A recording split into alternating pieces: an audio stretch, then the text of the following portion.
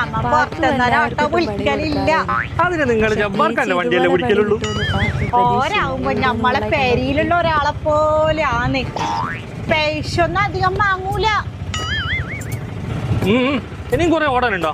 ആ വളവില് നിർത്തിയ എത്രയാന്ന്? നിങ്ങൾ ജബ്ബാർക്കാക്ക് കൊടുക്കുന്നത് തന്നെ.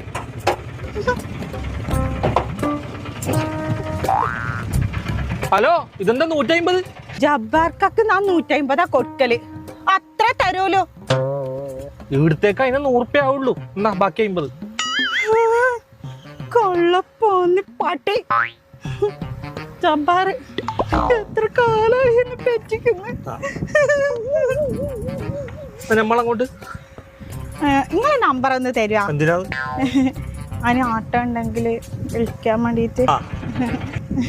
അതിന് മുതല് നിങ്ങളാണ് നമ്മളെ ജബ്ബാർ.